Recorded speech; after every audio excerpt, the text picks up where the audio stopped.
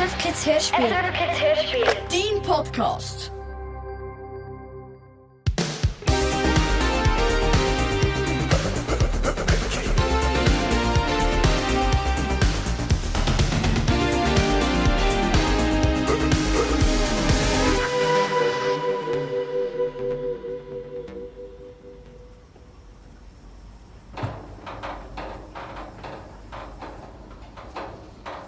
Pinky? Pinky, wo bist du? Mein Freund Monster suchte im ganzen Waisenhaus nach mir. Er wusste nicht, dass ich meine Mülltonne, meinen Thron am Nachmittag vom Dach auf den Estrich geschleppt hatte. Hier war zwar alles voller Spinnweben und Ratten spielten im Dunkel hinter mir Fange, aber es war wesentlich wärmer als auf dem Dach. Pinky! Du kannst lange rufen, Monster. Ich will jetzt nicht Messer werfen. Oder Potters erbärmlichen Christbaum sehen. Es war Heiligabend und mir war gar nicht zum Feiern zumute. 4 Jahre. Seit 4 Jahren bin ich nun schon in Potters Stinktierbude. Ich war traurig, wenn ich an früher dachte, an meine Eltern. Wie schön es mit ihnen gewesen war. Und ich wollte an diesem Weihnachtsabend einfach nur allein sein.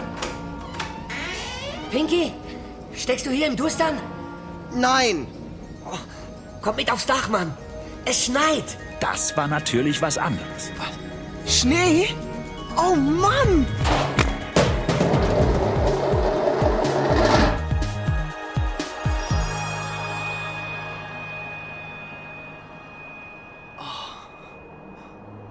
Oh Mann. Schön, was? Ja. Dicke Flocken fielen vom Himmel. Auf den Dächern lag schon eine glitzernde Schneefläche. Für ein paar Augenblicke standen wir einfach still da und blickten über unsere Stadt. Dann kramte Monster in seiner Hosentasche. Oh. Hier, Pinky. Für dich. Und fröhliche Weihnachten. Es war ein Biber, fingerlang und aus weichem Hickoryholz geschnitzt. Wow. Den hast du selbst gemacht? Dein Totemtier, Häuptling großer Biber. Das ist wirklich ein großes Geschenk, Monster. Danke. Ach so, und hier ist was für dich. Fröhliche Weihnachten. Ich gab Monster eine Mundharmonika, die ich schon vor Wochen von Captain Hendersons Geld gekauft hatte. Wow.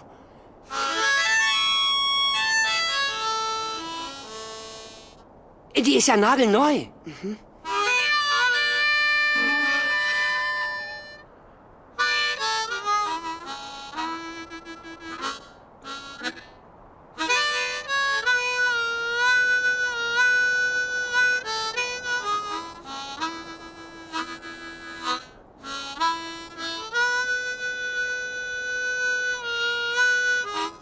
Du spielst großartig. Die Prinzessin war plötzlich hinter uns aufgetaucht. Eigentlich hieß sie Marie Antoinette.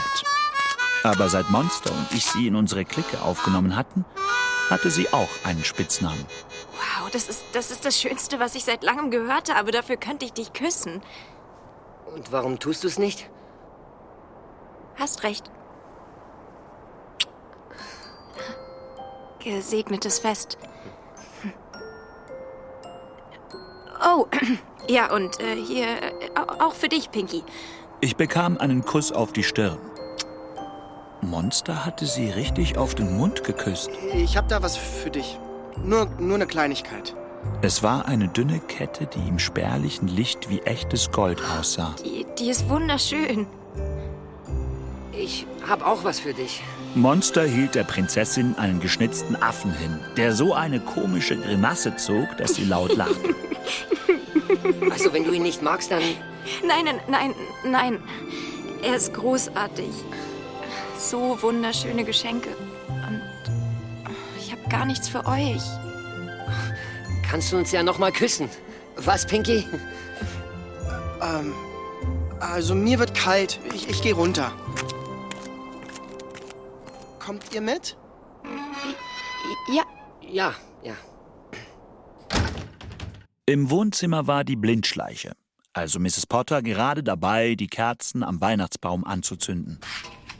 Die 5 Kleinen unseres Waisenhauses standen staunend dabei. So, noch diese. Und die letzte. Na, seid ihr ja endlich, ihr Herumtreiber. Entschuldigung. Los! Ab an den Tisch. Potter haute jedem von uns im Vorbeigehen auf den Hinterkopf. Au! Bei Monster schlug er immer doppelt so fest zu. Also, Kinder. genau. Der Baum brennt. Ihr habt es warm. Essen steht auf dem Tisch. Also eigentlich geht es euch doch sehr gut. Und das beweist wieder einmal, dass der liebe Gott keinen rechten Christenmenschen im Stich lässt. Wenn er ordentlich betet. Und immer brav macht, was er soll. Und auch die reichen Bürger aus Kitzbühel vergessen ihre Ärmsten nicht. Noch nie haben wir so viele Spenden und neue Kleidung bekommen wie dieses Jahr. Oh, wenn der wüsste, dass du das alles mit deinen Detektivjobs verdient hast. Psst. Und auch der Weihnachtsmann meint es dieses Jahr gut mit euch weiß. Für jeden von euch liegen ein paar Schlittschuhe unterm Weihnachtsbaum. Auch von dir verdient. Psst. Nur leider für den Weihnachtstruthahn hat es dieses Jahr nicht gereicht. Wir haben leider kein Geld mehr, liebe... Kinder. Genau. Aber Grütze mit Reisbrei ist ja auch nicht zu verachten, ne? Genau. Also, Amen. Und haut rein. Amen. Merry Christmas, I don't want to fight. Nach dem Essen gingen die Potters in die Kirche. Sagten sie zumindest. In Wahrheit gingen sie zu bekannten Pokern. Die Prinzessin brachte die Kleinen ins Bett, dann half sie Monster und mir beim Abwasch. Von wegen kein Weihnachtstruthahn. Potter lügt wie gedruckt. Wirklich? Klar. Der ganze Keller ist voll mit Leckerbissen, die Leute aus Kitzbühel fürs Waisenhaus gespendet haben. Ja, für uns Kinder. Nicht für die Potters. Und uns speisen sie mit der glibberigen Grütze der Blindschleiche ab. Bäh. Ich sag euch was. Das lassen wir uns nicht bieten. Wann kommen die Potters zurück? Nicht vor 12 Uhr, meinte Mrs. Potter. Das reicht. Wir machen jetzt eine zweite Weihnachtsfeier. Ja. Aber so richtig. Leute, ab in den Hof. Okay.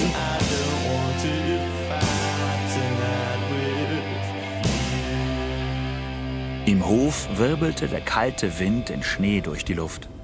Auf dem Boden hatte sich schon eine ordentlich hohe Schicht gebildet, in der wir nun in unseren löchrigen Turnschuhen herumstapften. Ist das kalt? Und, was jetzt, Häuptling Pinky? Lagebestimmung. Ei, ei. Okay, der Keller ist abgeschlossen. Rein kommt man nur durch dieses Kellerfenster. Na, das ist winzig, also da passt nicht mal ich durch. Monster schon. Wart's nur ab. Ja, Kinderspiel. Das Problem kommt, wenn ich drin bin. Die Blindschleiche hat alle Fresssachen im Keller auf einem Brett direkt unter der Kellerdecke verstaut, damit die Ratten nicht drankommen. Die Leiter ist abgeschlossen. Und ohne Leiter komme ich niemals an das Brett. No way. Es geht auch ohne. Glaub mir. Und die Potters werden ewig rätseln, wie jemand an ihre Hamstervorräte gekommen ist. Monster, zwäng dich durchs Fenster. Ei, ei. Prinzessin, Ja, großer Häuptling? Schneebälle formen. So viele du kannst. Alles klar. Wir scharten große Mengen Schnee zusammen, während Monster sich wie eine Schlange durch die winzige Kellerluke zwängte und schlängte. Wow, okay, also das hätte ich nie geschafft. Ich bin drin. Was jetzt, Pinky? Pass auf. Wir reichen dir Schneebälle rein. Und daraus baust du eine Treppe, bis du an das Brett kommst. Nachher reißt du sie wieder ein und zertrampelst den Schnee. Bis die Potters zurück sind, ist der Schnee im Keller geschmolzen und durch den Abfluss im Boden verschwunden. Genial, Pinky. Okay, Achtung, Monster. Es geht los. Hier kommt der erste Schnee. Hier. Es dauerte ziemlich lange, bis Monster die Schneetreppe gebaut hatte. Noch ein bisschen. Aber dann hatte er es geschafft. Ist gut. Es reicht. Ich komm hoch. Oh Mann. Diese Potters. Der Truthahn ist verschwunden. Aber hier, eine Salami. bitteschön. Oh, yummy, gib her. Und hier gibt's Blaubeeren, Birnen, jede Menge Kekse, Lebkuchen und Käse. Yummy, gib her. Monster reichte uns, was er ergattern konnte. Vom Orangensaft erwischte er nur noch 2 Päckchen, der ist für mich. bevor die Schneetreppe unter ihm zusammenbrach. Monster! Nichts passiert. Okay, zertrampel alles gut und dann nichts wie raus da. Oben holten wir die Kleinen aus ihren Betten. Sie rieben sich verschlafen die Augen, während die Prinzessin die Kerzen am Weihnachtsbaum wieder anzündete. Passt auf. Der Weihnachtsmann war noch mal hier und hat uns ganz viel Leckeres zum Essen gebracht. Aber wir dürfen es niemandem verraten. Vor allem nicht Mr. und Mrs. Potter. Ja, sonst holt der Weihnachtsmann die Schlittschuhe wieder ab. Und das wollt ihr doch nicht, oder? Na dann, nichts wie ran an die Fressalien. Das war nun wirklich ein Fest. Die Prinzessin erzählte Märchen und Monster spielte auf seinem Mundharmonika. Erst Weihnachts- und dann Tanzlieder. Alle waren traurig, als wir Schluss machen mussten. Aber alle sagten auch, dass sie noch nie so ein schönes Weihnachtsfest gehabt hätten.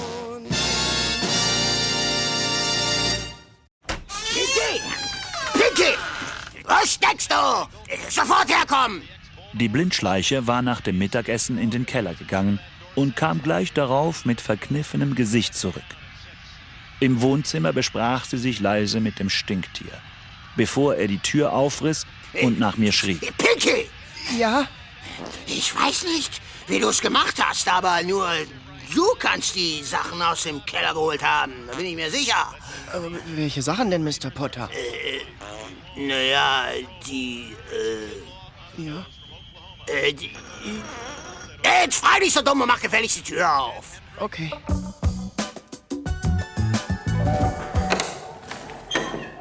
Guten Tag. Wohnt hier ein gewisser Pinky? Ja, das Was bin hat ich. der Bengel denn jetzt schon wieder ausgefressen, hm? Das entzieht sich meiner Kenntnis. Ich bin nur ein Chauffeur und habe lediglich den Auftrag, ihn zu Senator Appleby zu bringen. Aber ich glaube, es geht um eine Spende für Ihr wohltätiges Institut. Wohltätiges was? Ihr Waisenhaus. Ach so, wasch dich, du Bengel. Zieh deine besten Sachen an, damit du mir keine Schande machst. Alles klar, bin schon weg. Mann, Pinky. Ein richtiger Senator. Ja, Ein Senator ist ein richtig hoher Politiker mit richtig viel Macht und richtig viel Geld. Ich hoffe, der alte Knacker hat einen vornehmen Weihnachtsmann mit einem vornehmen Geschenkesack. ja, ich werde mal mit dem Weihnachtsmann sprechen. Was möchtest du denn gerne? Einen Truthahn. Ganz für mich allein. Unverbesserlicher Fresssack. Jetzt hör auf, meine Schuhe zu putzen, Monster. Ich muss los. So, Ja, mach's gut. du auch. Der Weihnachtsmann, der mich bei den Applebys erwartete, hatte eine Glatze, einen mächtigen Bauch und eine Goldrandbrille. Hallo, Pinky. Mr. Sailor, was machen Sie denn hier? Na, ist die Überraschung gelungen? Absolut. Komm rein. Mr. Sailor winkte mich in ein kleines Zimmer der riesigen Villa. Wir hatten uns kennengelernt, als ich das Gespenst der Ashtons entlarvte. Kein Geist, sondern ein geldgieriger Neffe. Arbeiten Sie nicht mehr als Sicherheitschef für den alten Ashton? Ist der gestorben? Ach, Quatsch. Der überlebt uns noch alle. Ich passe ja auch gut auf ihn auf. Im Moment ist er hier im Haus der Applebys zu Besuch. Er wollte Weihnachten nicht allein sein. Du wirst hier noch mehr vornehme Leute antreffen. Die Applebys haben alle über die Feiertage eingeladen. Ja, und Sie schicken nach mir. Es gibt also ein Problem und Sie kommen ohne mich nicht weiter, hm? Oh, du kleines Großmaul. Worum geht's denn diesmal? Juwelenraub. Keine 3 Stunden her. Hat der Senator die Polizei schon eingeschaltet? Denkst du, der Senator ist scharf darauf, am Weihnachtstag die Bullen im Haus zu haben, die seine Gäste verhören und alles auf den Kopf stellen? Nur im Notfall. Er hat mir ein paar Stunden Zeit gegeben. Aber wenn wir den Fall nicht schnell aufklären, muss er die Polizei rufen. Schon damit die Versicherung keine Schwierigkeiten macht. Okay, berichten Sie. Und das tat Sailor. Senator Appleby hatte seiner Frau am Heiligabend hundsteure Juwelen geschenkt. Ein Riesenkollier.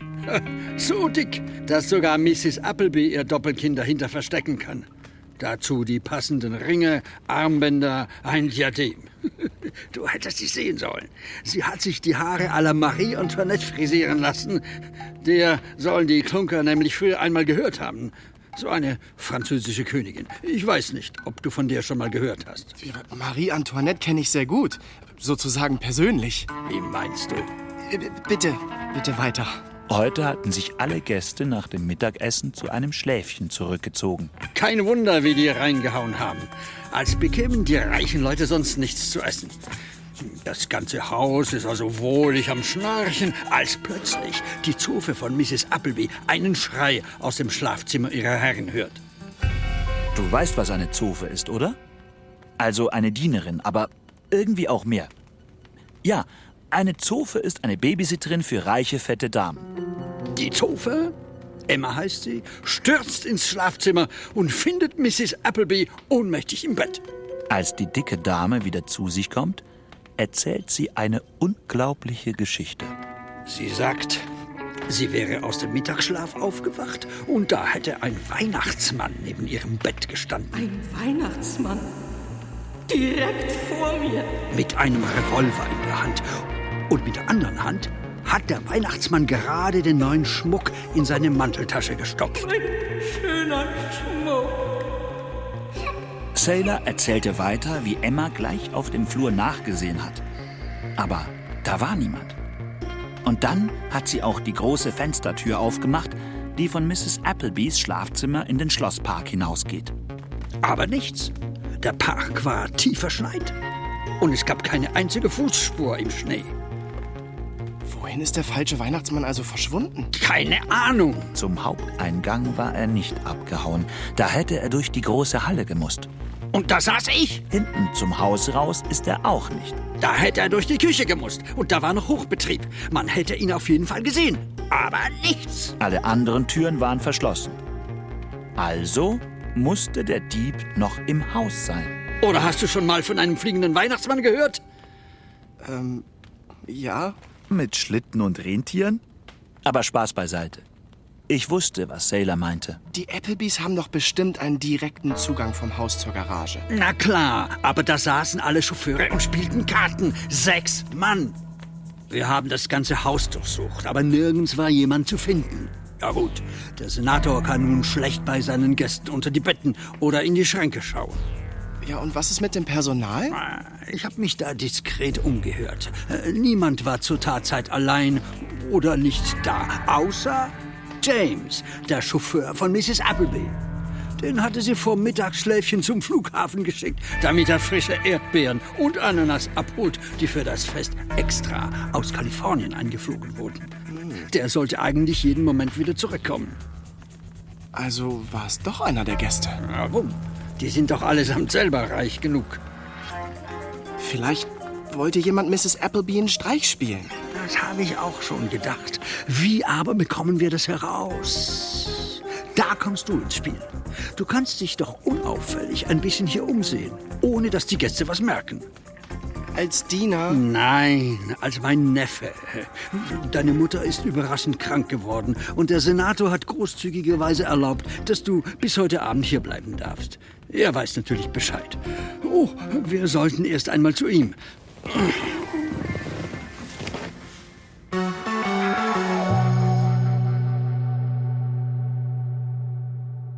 Der Senator war mir auf den ersten Blick sympathisch.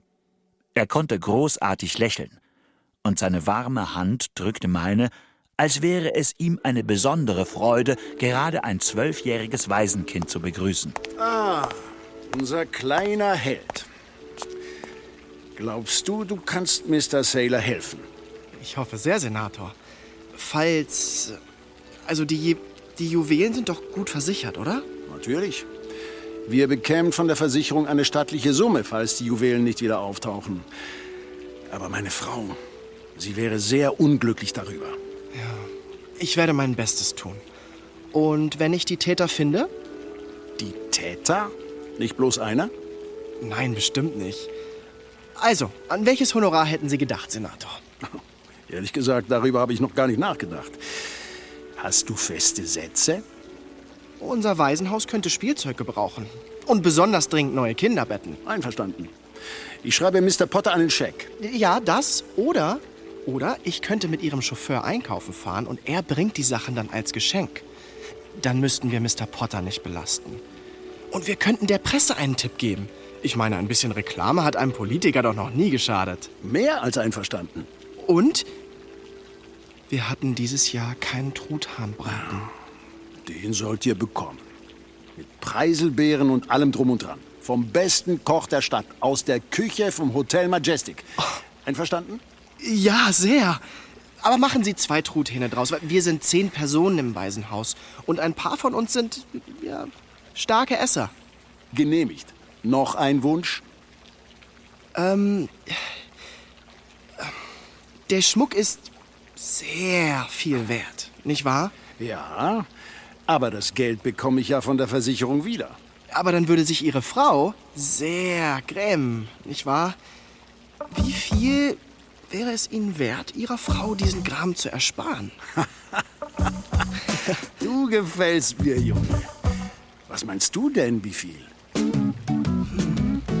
So viel, wie ein Elefant kostet. Für den Tierpark. Als Spende. Du wirst mein nächster Wahlkampfberater.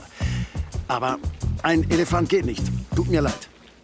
Aber Sie sind doch reich genug. Das schon. Aber ein Elefant, das wäre ein politischer Skandal. Mist, das hatte ich vergessen. Der Senator gehörte zur Demokratischen Partei. Deren Wappentier war ein Esel. Und ihre ärgsten Gegner, die Republikaner, hatten welches Wahrzeichen?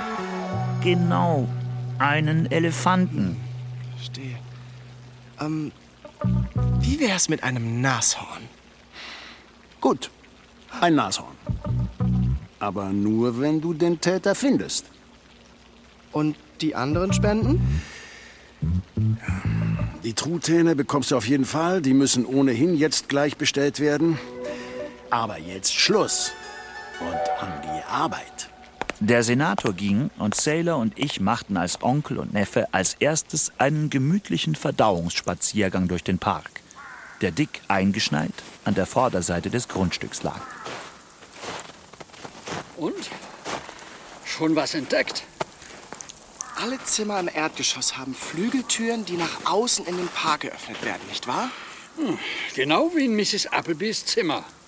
Aber der Schnee hier im Park ist überall ein unberührter weißer Teppich. Nein! Was soll der Schneeball? Ich teste den Schnee. Er klebt ein bisschen. Das heißt, mögliche Spuren können auch nicht verweht sein. Nein. Niemand ist in den letzten 24 Stunden hier lang gegangen. Gehen wir auf die andere Seite vom Anwesen. Auf der Rückseite vom Haus sah es ganz anders aus. Hier war der weiße Schnee zu grauem Matsch zerfahren. Überall standen Kisten und Säcke herum. Und Fußspuren liefen kreuz und quer über den zerfurchten und zerfahrenen Boden. Hier wird alles angeliefert. Dort ist der Eingang zur Küche und dort die Garage. Hier sind Hunderte von Spuren. Hier gibt's nichts zu entdecken. Schade. Oh. Gehen wir in die Küche und wärmen wir uns ein wenig auf. Dann kannst du auch gleich mit dem Koch sprechen.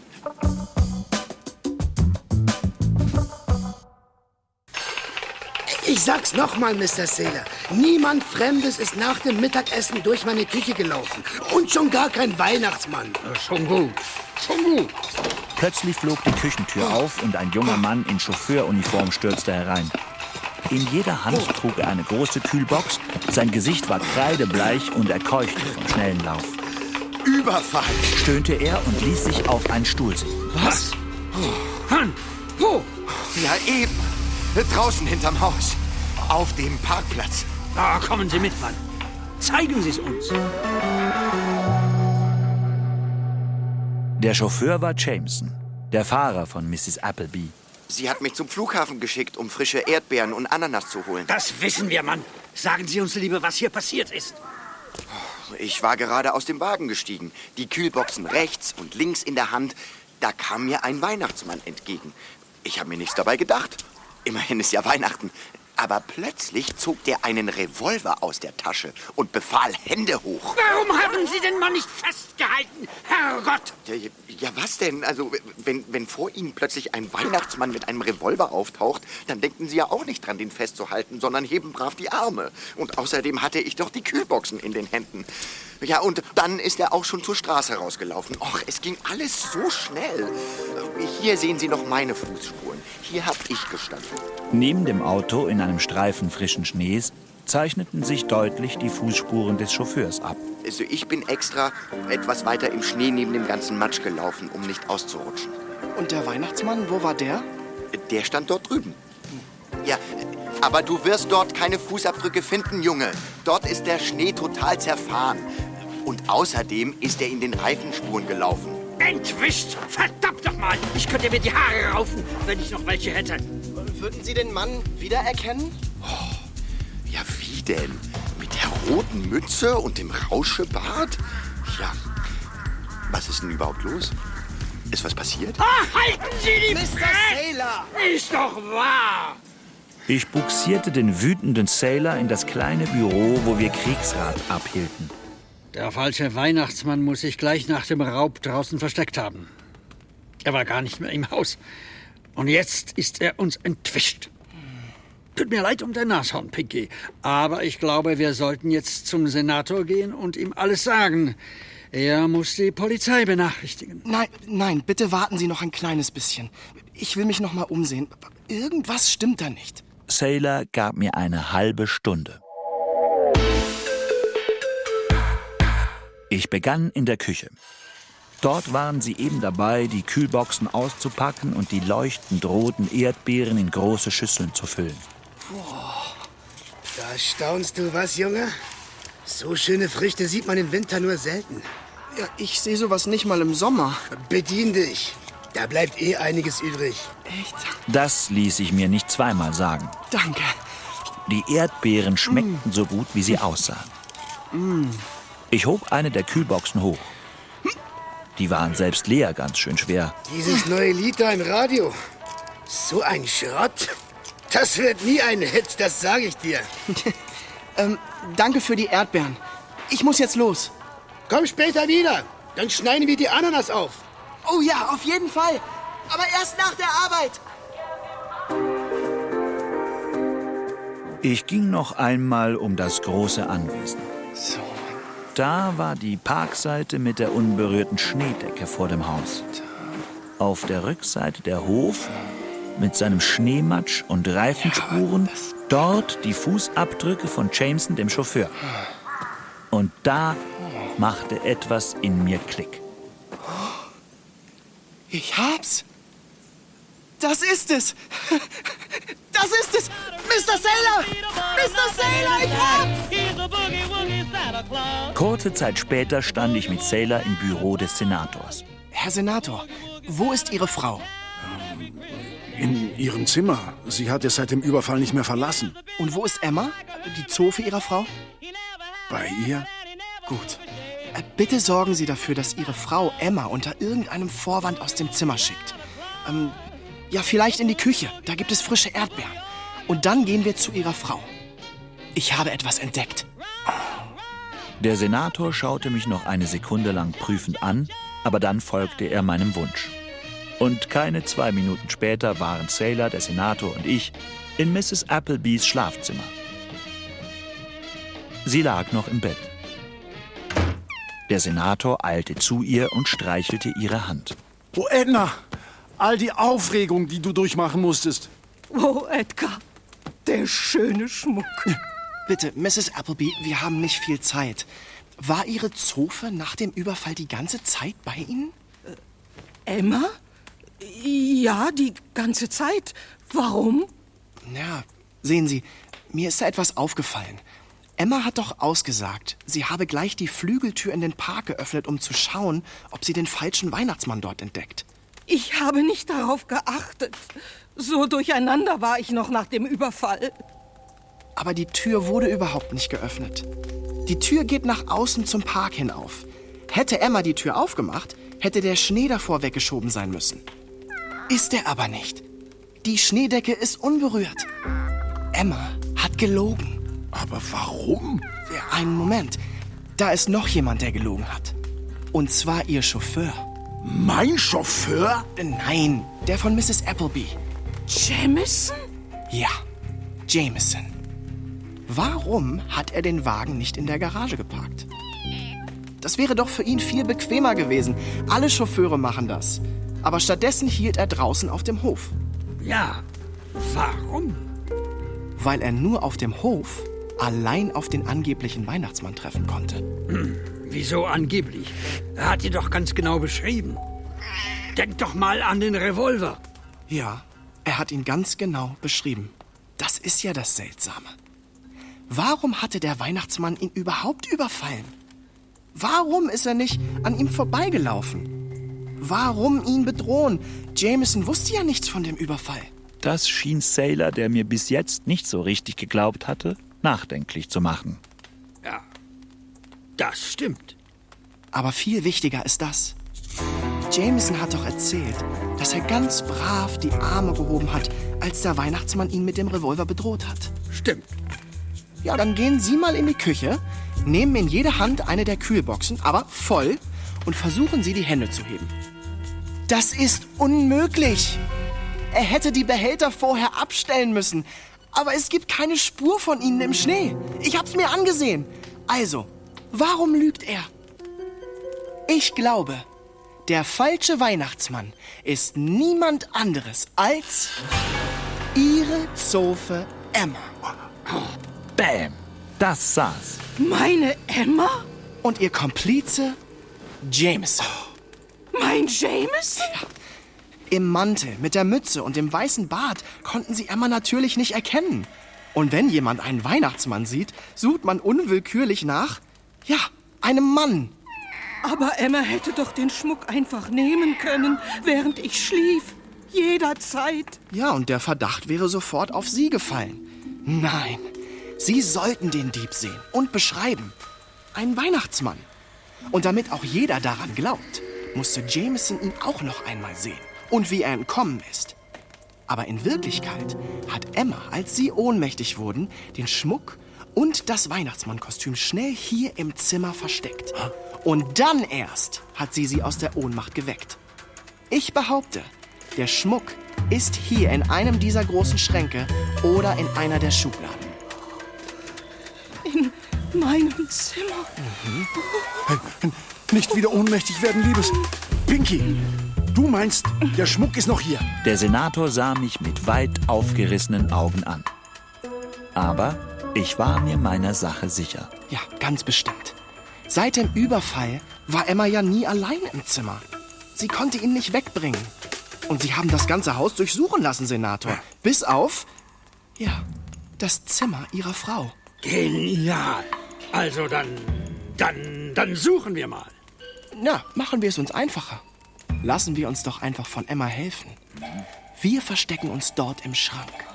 Mrs. Appleby, wenn Emma zurückkommt, gehen Sie doch unter irgendeinem Vorwand raus. Ja, das mache ich, Pinky. Erstaunlich flink und elegant erhob sich die füllige Frau aus ihrem Bett. Der Senator, Sailor und ich versteckten uns in einem der großen Wandschränke. Als die Zofe ins Zimmer kam, stürmte Mrs. Appleby hinaus, rief, sie müsse zu ihrem Mann Emma, ich muss zu meinem Mann. Und ließ Emma allein.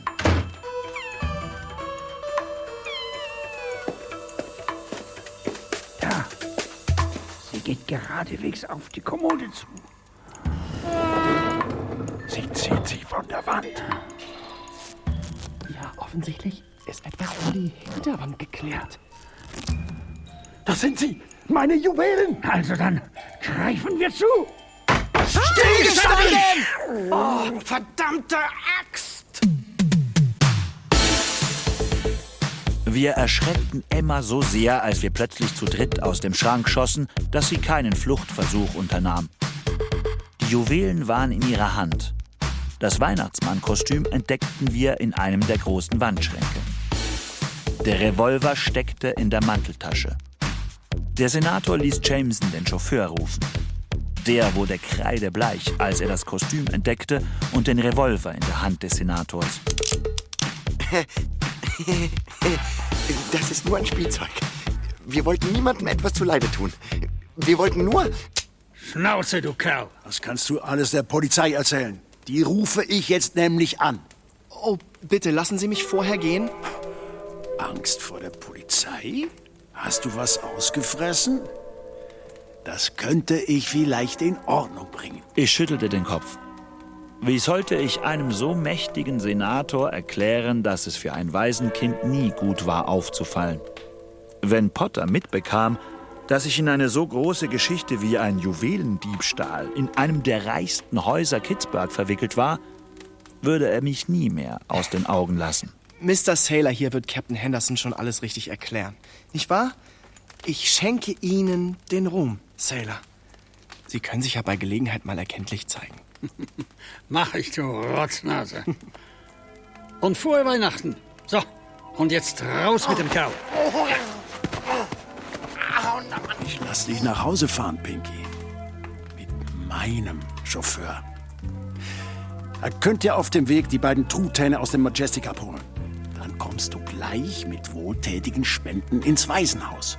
Na, umso besser. Mrs. Appleby? Ja, Pinky?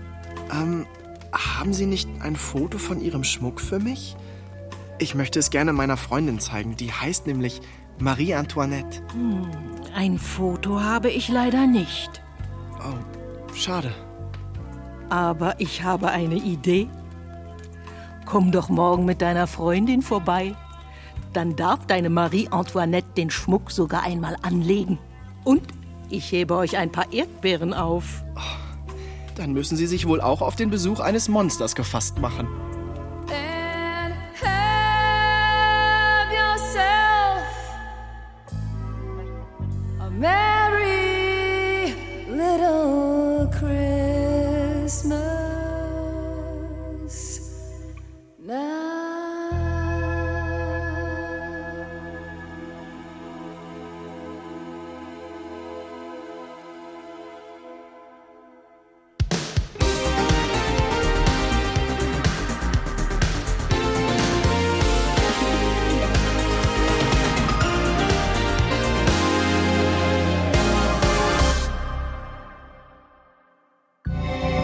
SRF Kids Hörspiel. Hat dir die Geschichte gefallen? Es gibt noch viel mehr. Abonniere jetzt den Podcast und du verpasst nie eine Geschichte.